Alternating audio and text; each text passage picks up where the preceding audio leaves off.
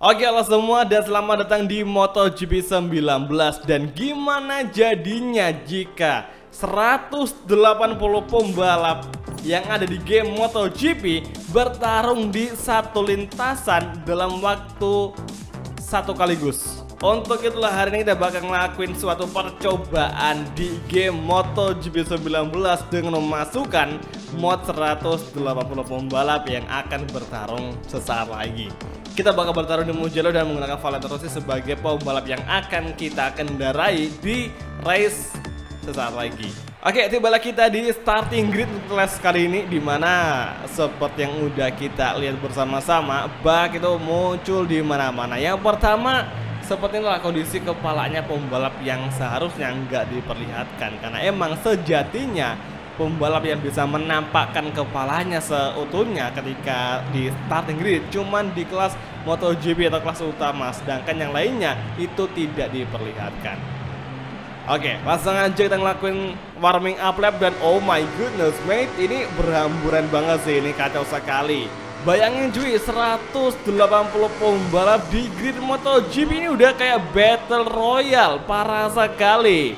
Crash di mana-mana, korban di mana-mana, motor bergeletakan, pembalap bergeletakan, semua kelas yang ada di MotoGP 19 berada di grid dan crash semuanya. Ini mereka semua nggak akan bangkit sebelum race dimulai. Ini masih warming up lap dan ada Dimas Eki Pratama di posisi ke-26 dan ini benar-benar kayak banyak banget pembalap di kelas MotoGP. Dan memang di MotoGP 19 itu memiliki pilihan rider terbanyak ya di antara game-game MotoGP lainnya. Itu Martialnya malah agak sedikit lompat tadi ngejakin motor pembalap. Sekarang tugas kita adalah survive di antara para pembalap yang crash ini. Hati-hati jangan sampai kita crash karena kita harus bisa survive dan masuk di posisi top 10 cuy. Oh, KTM. Wow, oke, hati-hati. Kita harus menghindar dan terbang cuy.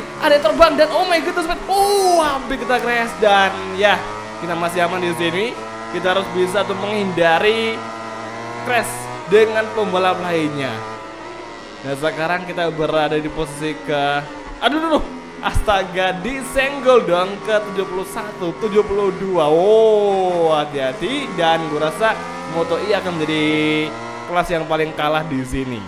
Pokoknya kita hari ini bakal survive saja ya, bertahan supaya nggak jatuh dan merangsak di barisan depan. Sementara kita masih berada di posisi ke-63 dan sekarang Moto3 kita overtaking, nice sekali. Dan ini pokoknya setiap detik itu nggak lepas dari notifikasi pembalap yang crash, karena emang sebanyak itu yang crash cuy.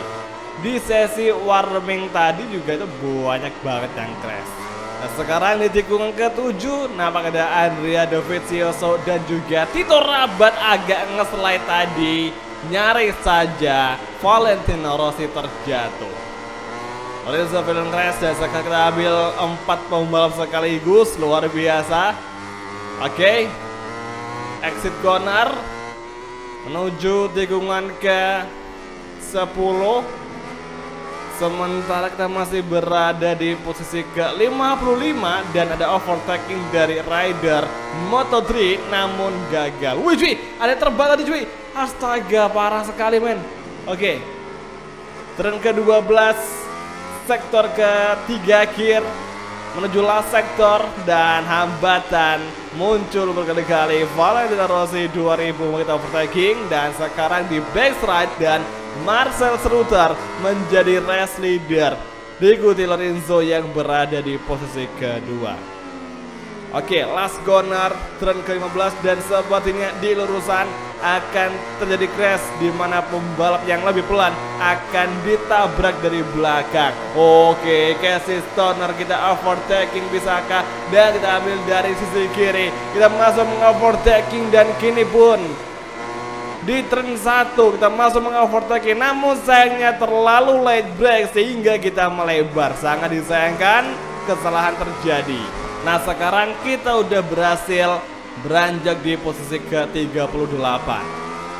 Berarti kita sudah kurang lebih hampir sekitar 70% udah bisa mengovertaking pembalap yang di race kali ini.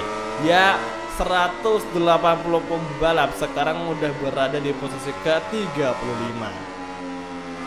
Oke, Moto2 Rider masih juga bersikeras melawan Valentino Rossi, namun sudah pasti kitalah yang akan menang.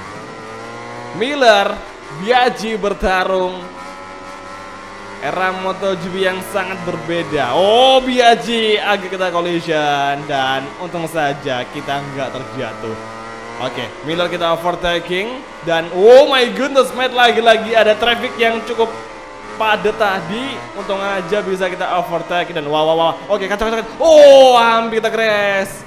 Momen krusial, kacau sekali. Oh my goodness, mate. Ini kita ngerusak gamenya Milestone, cuy. Semoga aja Milestone nggak sampai ngeliat kan. Itu bahaya sekali. Dan sekarang Espargaro berada di depan kita dan Moto2 Rider dari tadi mengambil dari sisi luar, cuy. Apakah Moto2 Rider mengalami struggle di sini? Yang jelas Moto2 itu lebih pelan daripada Moto2. Oh kan. Ini kita meskipun nggak mengovertaking, tapi dengan adanya pembalap yang crash yang ada di depan kita, otomatis kita bakal semakin naik beranjak di posisi ke-24 saat ini. Oke kan, bagus sekali di exit corner, di lurusan. Pokoknya Moto3 udah wassalam banget di lurusan, cuy. Biaggi kita buru di turn 1, langsung kita overtaking. Lap ketiga berlangsung, entry corner agak mistake lagi menginjak curb sehingga kita melebar.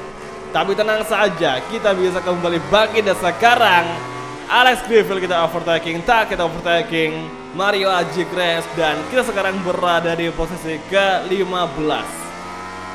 Oke, exit corner, Taka kita overtake lagi. Thomas Luthi kita ambil dari outside line, namun 3 pembalap masih bertarung tadi berdampingan side by side. Tapi sekarang di kita overtaking Luthi, Taka dan overtaking dari Valentino Rossi sudah terjadi. Dan kini Valentino Rossi yang MotoGP 19 sudah berada di posisi ke-13. Berarti tinggal 12 rider lagi yang akan kita overtaking agar kita bisa meraih posisi pertama. Cuman masalahnya gap dengan posisi pertama itu jauh sekali, gue yakin itu jauh sekali. Dan sekarang kita masuk di posisi ke-12. Oke, tinggal 11 rider yang harus kita susul. Semoga saja di antaranya ke-12 atau 11 ini ada yang mengalami insiden atau crash sehingga kita bisa mengovertaking atau bermanuver tidak terlalu keras ya, karena lebih dipermudah dengan mereka yang jatuh. Oke, memasuki last chicane di last sector agak mistake dan sekarang kita masih stay di posisi ke-12. Kira-kira siapakah? Oke, Lorenzo yang menjadi race leader, Capirossi di posisi ke-65. Sementara itu 3 besar ada Andrea Iannone dengan Aprilia, luar biasa. What a race. Kira-kira apakah mungkin pembalap kita bisa masuk di top 3? Dan kali ini Sete Gibernau kita overtaking. Nyaris tadi kita berkolisi dan sekarang nampaknya kita mengoverlapping beberapa pembalap sekaligus dan apakah ada yang crash parah tadi. Oke, udah itu Moto2 kita overlapping. Yang pasti di sini Moto2 itu sangat pelan sekali dan kita sudah berada di posisi kelima, luar biasa. Mantap nih, udah mulai bagus. Kita udah beranjak di posisi ke-5 besar, guys. Jadi tinggal 4 rider lagi yang harus kita overtaking. Dan tadi yang crash yang berarti kita naik lagi di peringkat ke-4 atau di posisi ke-4. Tepat di belakang Iannone, Capirossi dan juga Jorge Lorenzo. Tikungan ke-6, tikungan ke-7. Napak di depan kita tidak ada traffic yang terlihat sama sekali, sangat kosong melompong. Yang mana kita bisa saja ngelakuin hot lap. Cuman masalahnya di sini kita juga harus bisa mengkontrol penggunaan ban kita agar tidak habis sebelum lap terakhir, cuy. Oke, ini pokoknya tiap detik tidak akan lepas dari notifikasi pembalap yang crash. Nikituli, Lorenzo, Thomas Luthi, yang lainnya, pokoknya semua bakal masuk di notifikasi pembalap yang crash. Bahkan seorang Casey Stoner pun tidak bisa mengelak dari parahnya atau crash di race kali ini. Ini berasa kayak Battle Royale tapi versi MotoGP. 180 pembalap bertarung di lintasan yang sama. Oke, gap dengan pembalap nomor 3 berjarak 5 detik. Lorenzo masih menjadi race leader. Di pose kedua ada siapa? Belum terlihat. Inilah minus dari MotoGP 19 yang leaderboard race-nya itu nggak kelihatan atau nggak ditapakin, beda sama MotoGP 2023. Oke, lap kelima kita masuki dan 2 lap tersisa untuk MotoGP Mugello di Battle Royale Race MotoGP 19. Apakah mungkin di antara ketiga pembalap tersebut mengalami insiden crash yang bisa ngebantu kita masuk di 3 besar? Let's see aja apa yang akan terjadi di beberapa sektor atau di beberapa waktu kemudian. Philip salah crash dan sepertinya di depan kita sudah kelihatan trafik pembalap yang gue rasa itu adalah seorang pembalap Aprilia, yaitu Andrea Iannone dengan gap 4 detikan cuy. Tikungan ke-7, oke, exit corner agak melebar.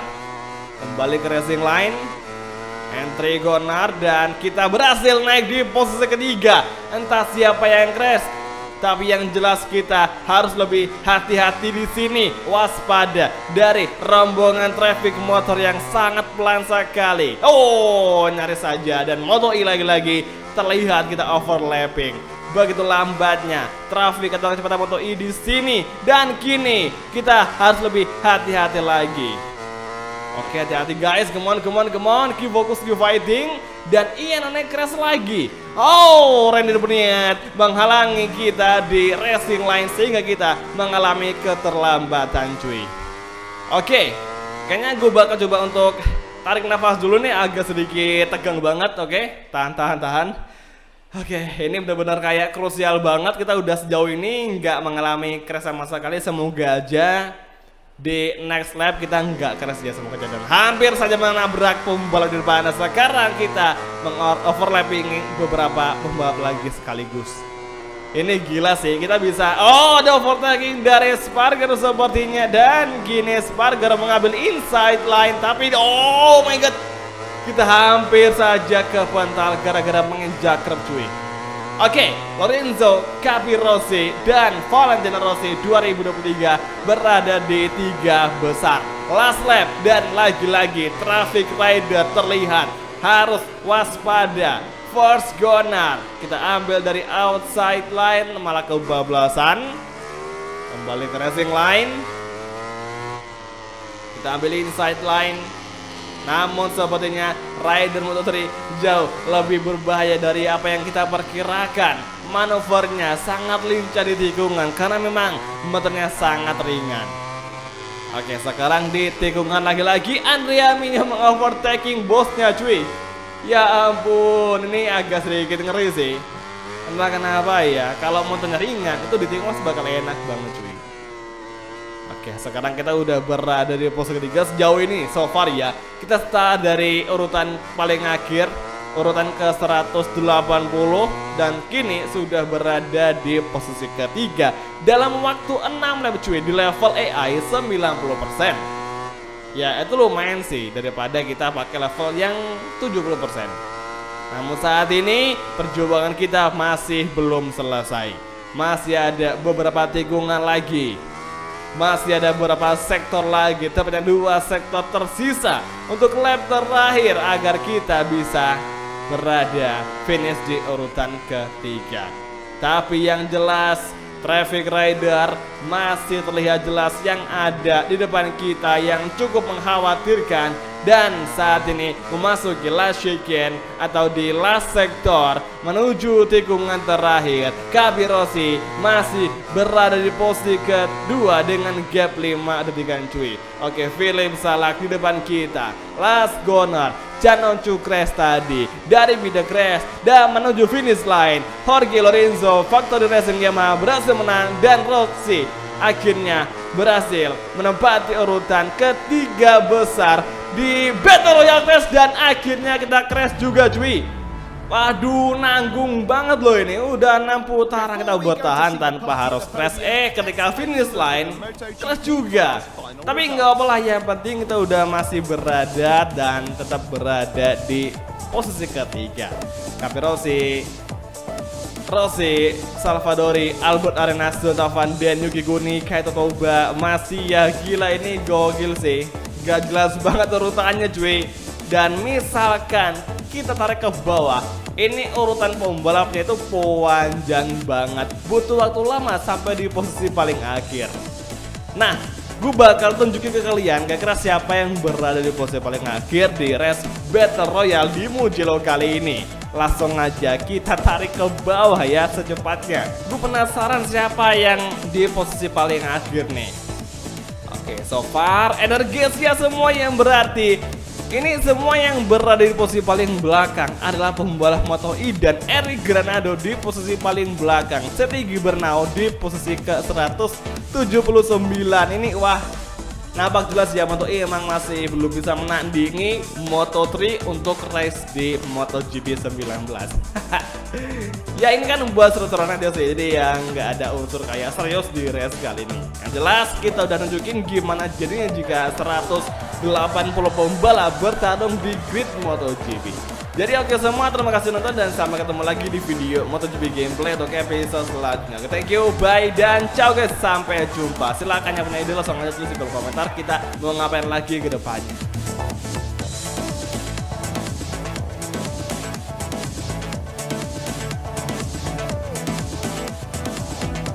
Picking up again live from the track where the top 3 riders have just arrived on the podium for the award ceremony. Each Grand Prix makes its own story, but these guys will definitely be ones to keep an eye on in races to come.